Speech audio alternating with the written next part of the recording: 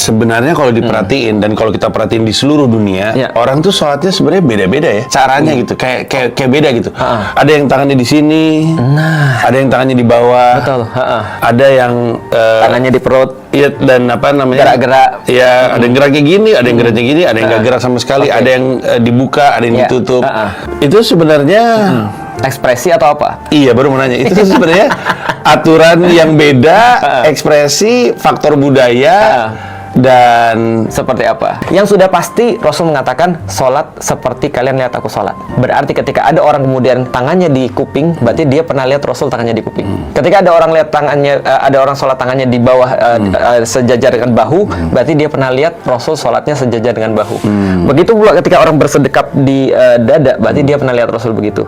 Dan itu pula ketika ada orang tangannya begini, berarti bisa jadi dia juga bisa lihat Rasul begitu. Yang penting dalilnya apa? Tapi bukan karena dia nyaman begitu. Walaupun kadang-kadang ada kondisi-kondisi tertentu yang memaksa orang berbuat dengan cara tertentu sholat begitu. Contoh, Imam Ahmad bin Hambal itu mas, itu pernah masuk penjara gara-gara dia meyakini satu keyakinan, nanti kita bahas kapan-kapan, bahwasanya Quran itu bukan makhluk. Karena ada pendapat Quran itu makhluk.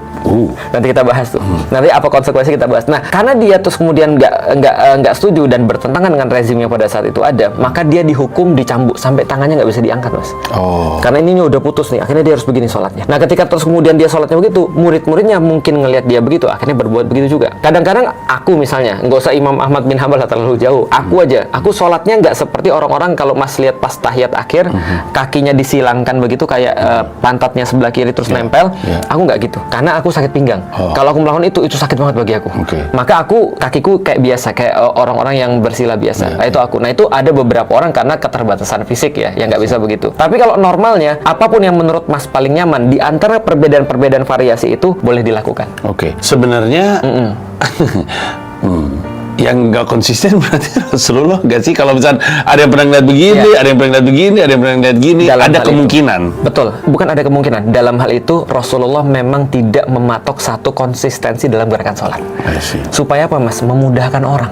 Jadi adanya banyak variasi itu memudahkan orang. Tapi Rasul tidak pernah tidak konsisten dalam ruku. Pasti ketika misalnya sholat satu paket itu rukunya sekali, sujudnya 2 kali, itu konsisten.